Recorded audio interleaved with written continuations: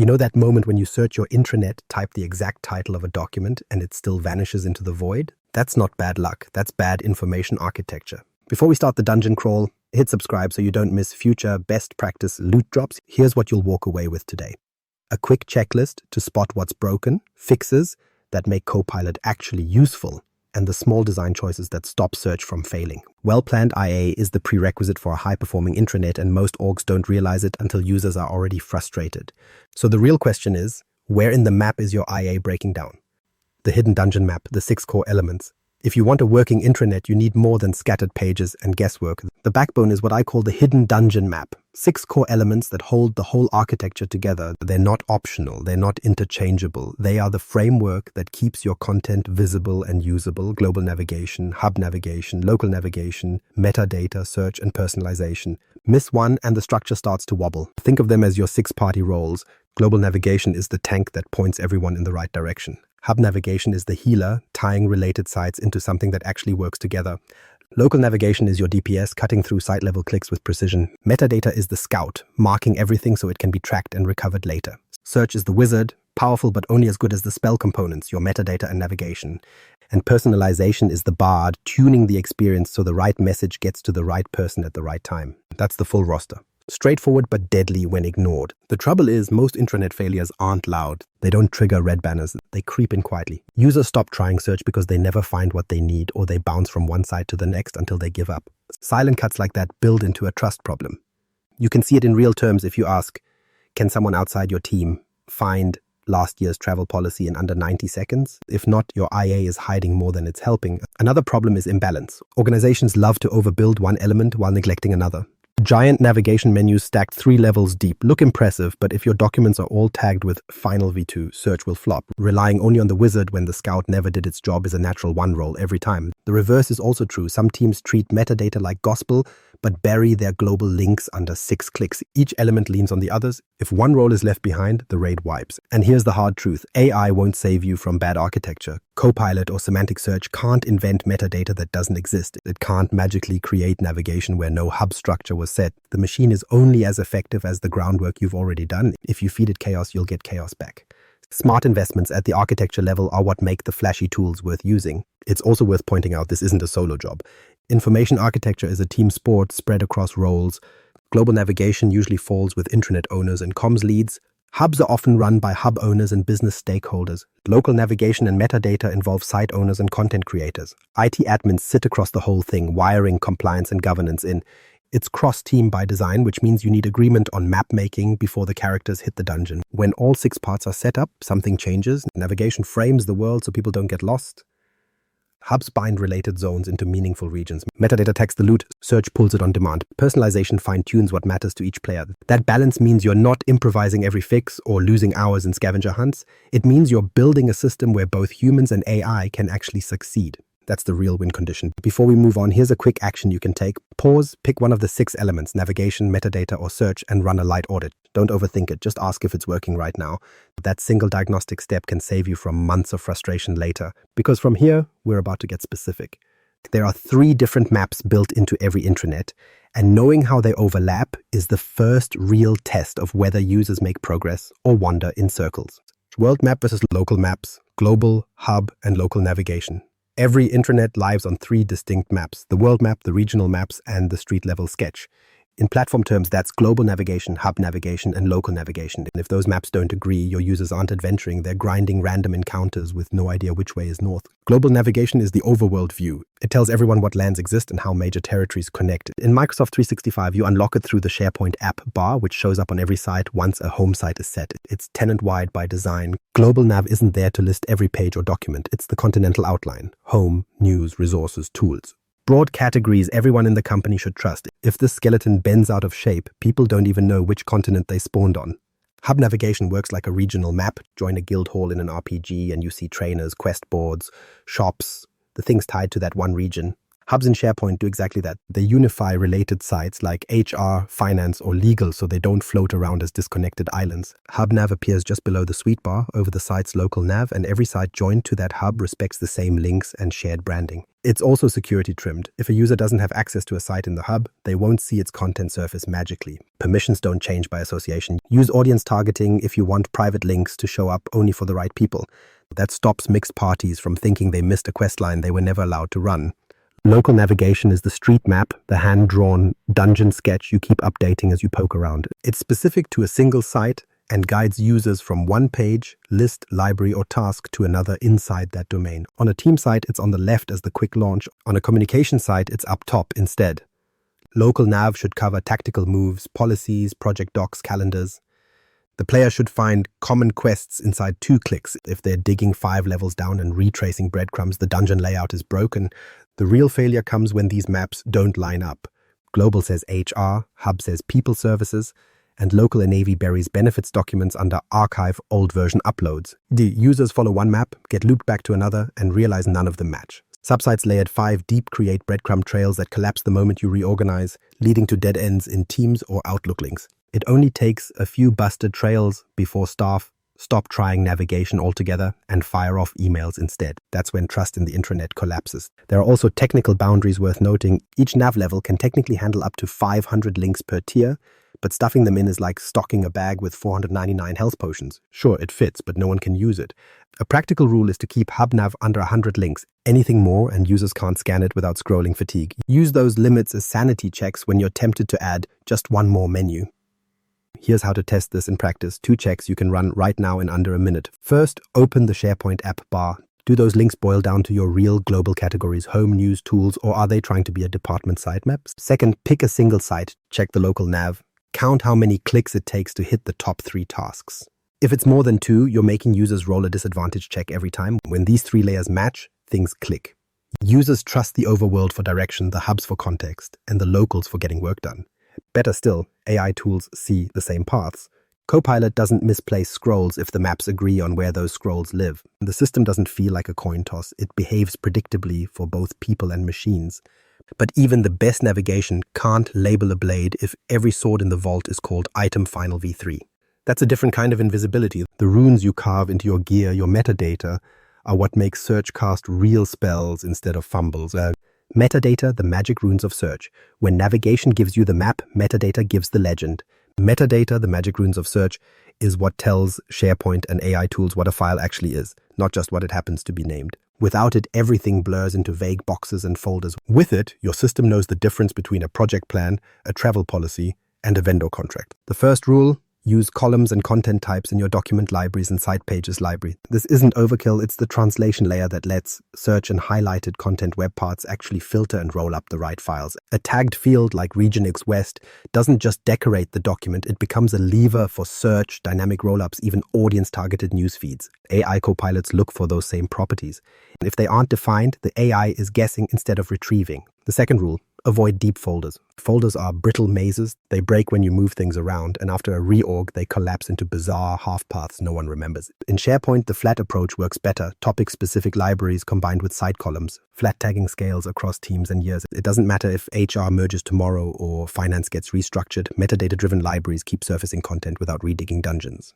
Third rule: publish a small, consistent set of mandatory fields. Don't try to tag every possible thing under the sun.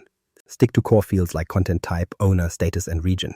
That signals what type of artifact the item is, who maintains it, whether it's current, and where it applies. Those 4 categories cover 90% of the scenarios users will search for. Anything else can stay optional. When you balance simplicity and precision, creators actually tag their content, and that's when search shines. Here's why this matters. Without mandatory tagging, your policy that expired last year still looks like an active file. Users waste time chasing outdated versions, or worse, compliance officers miss required records altogether. With columns and content types in place, though, SharePoint crawls those properties, search knows exactly how to refine results, and Copilot can answer questions with specific current material instead of noisy guesses. There's also a lightweight governance step that makes all of this stick. Define your metadata centrally in the term store or site columns, then bake those fields into the library templates so they show up automatically whenever someone uploads a file. Instead of leaving it all to chance, creators get a gentle nudge at upload. Choose status, pick owner, mark region. This isn't red tape, it's guardrails. The tagging happens once, upfront, and pays dividends forever after. Think of it like carving runes on a blade as soon as it's forged. If you etch them at the start, the sword is recognizable, searchable, and easy for the wizard to use later on. If you skip the runes, you can sharpen it all you want, but it's invisible at game time. Metadata is that early crucial step. If you want one quick test, here it is. Pick a single library, open it up and check if the files actually carry consistent metadata, status fields filled in, regions tagged, content types applied. Then look at whether the highlighted content or news web parts can surface items by those tags. If nothing shows up, you've got a metadata gap. That's a 20-second check that tells you if your system is battle ready or if you're slinging spells blind. When metadata is working, search feels less like fumbling through 10 versions of the same document and more like drawing the right enchanted blade on the first try. It sharpens human productivity and sets AI copilots up for clean, accurate pulls. But metadata can't solve every maze by itself. If the battlefield underneath is still a labyrinth of subsites and tunnels, the runes get buried just the same. And that's where the next piece comes in. What happens when you stop tunneling down and decide the world should be flat? Flattening the dungeon. Why the world is flat beats nested subsites. Back in the day, every intranet site came bolted to a stack of subsites. Each subsite branched into another and another until you hit 10 layers deep with no clear exits and no working torches. SharePoint used to encourage that model, but modern SharePoint doesn't. The current guidance is flat. Subsites are generally not recommended. Instead, you build one site per discrete topic, task, or unit of work, and then connect those sites together through navigation and hubs. Think of it less like a dungeon tower and more like a single floor of well-marked rooms. Each room has a door, a label, and a defined purpose. You move sideways, not downward. The main reason for this shift is fragility. Deep hierarchies look neat on paper, but reorganize one department or archive one project and everything crumbles. Permissions drift, links break, and bookmarks die. Users eventually quit following the tunnels altogether. A flat design avoids that trap. Each site stands on its own, and when changes happen, you just move the site into a different hub or archive it without shattering everyone's navigation. In practice, deep hierarchies mean brittle links and broken bookmarks when you reorganize. Flat sites tied to hubs mean you can rehome a site with minimal disruption. Hubs are the connective tissue of a flat structure. They live above individual sites and unify them with common branding and shared navigation. They also roll up activity, news, events, and pages from the sites below, so users see a bigger picture without chasing every corner. That keeps related areas like HR, finance, or regional office tied into one shared experience. It's flexible. A new project spins up, create a standalone site and slot it into the right hub. Project closes, archive it cleanly without destroying navigation trails for everyone else. You also have roll-up web parts. The news web part stacks updates across multiple sites into one feed. The highlighted content web part dynamically surfaces tagged documents, and the site's web part displays key connected locations. Each of these mechanisms works like a spotlight. News shows current signals, highlighted content pulls artifacts that match metadata, and sites displays the map of what matters. Users discover what they need across sites without digging through folder ladders. The payoff for AI is just as real. Copilot doesn't hunt through some 12th folder inside a subsite. It works best when it has a clear surface to crawl. Flat sites with topic-based scopes and clean hubs give Copilot obvious boundaries. This site only governs finance procedures, and this site publishes HR news. The assistant doesn't have to guess. It can retrieve with confidence. The operational benefits stack up quickly. In a flat environment, restructuring HR under a new VP isn't weeks of fixing nav. It's moving the HR site into a new or existing hub. Need to decommission a project site? Drop it out of the hub and freeze it without triggering link rot everywhere else. Compare that to the old days of tied subsites where every breadcrumb came apart the minute one branch shifted. Flat design is simply more resilient. So here's your practical checkpoint. If your intranet still relies on big subsite trees, it's time to flatten. Inventory your current layout and identify one core function like HR or a high-traffic project space that you could convert into a standalone site tied to a hub. Start there. One clean rebuild proves out the model, and from there you expand across other functions. Getting the map flat and connected is only part of the win, though. Once users can reach the treasure rooms without endless ladders, the next challenge is making sure the right rewards actually reach the right players. Because there's no point in building a smooth system if the mage still ends up holding plate armor while the tank gets handed a scroll. That's where the next piece steps in. Targeting the loot drop, personalization, and audience targeting. Loot only matters if it lands in the right inventory. In Microsoft 365 terms, that means using personalization and audience targeting so content reaches the right people instead of clogging everyone's feed with junk. A mage doesn't need plate armor, and frontline staff don't need executive-only memos. Audience targeting is the feature set that controls who sees which navigation links, web parts, and news items. Personalization is what makes those defaults useful without each person having to dig through settings they'll never bother with. Here's how it actually works. Audience targeting lets you connect navigation pages and web parts to Azure AD groups or Microsoft 365 groups. That means a frontline worker sees a different shortcut set than a manager. Regional offices can have their own home area links without multiple duplicated pages. News and announcements can surface in the feed for engineers while steering clear of marketing.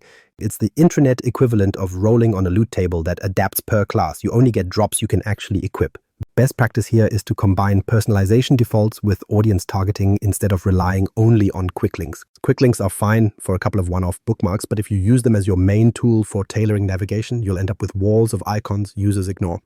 Research shows staff rarely invest time in heavy manual personalization. They want the system to be smart enough by default. So use audience targeting to handle group-level differences and then add just enough quick links for personal flavor.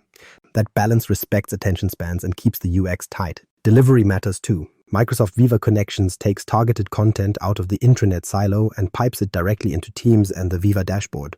That puts alerts in front of people where they already work. No need to check a portal tab just to confirm a shift change. Field staff see it on mobile. Governance updates reach managers in their Teams channel instead of being buried in a general feed. The same intranet sits behind the scenes, but the distribution path adapts. That's how targeting feels seamless instead of forced. There are guardrails to consider.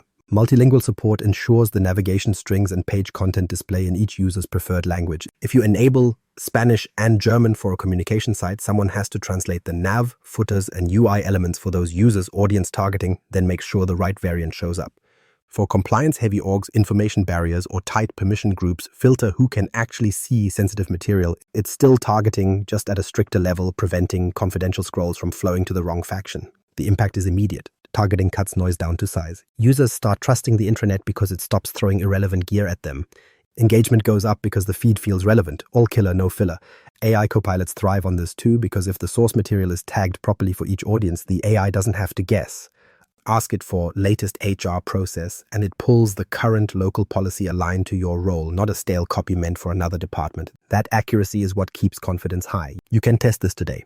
Open one hub or homepage and check. Are audience targeting settings enabled on the global nav and key web parts? If not, you've got an easy next action. Switch them on, align them to the right groups, and watch the signal-to-noise ratio improve immediately. It's a small setting with a major payoff. On a natural 20, targeting turns the intranet into a fair fight. Tanks get armor, healers see potions, mages find spell scrolls. Nobody wastes energy sorting junk. Nobody ignores alerts because they actually matter. Users trust the system, AI pulls with accuracy, and adoption happens without a marketing campaign. That's how you keep the loot table clean and the party equipped. Which brings us back to the bigger frame. Information architecture isn't ornamental.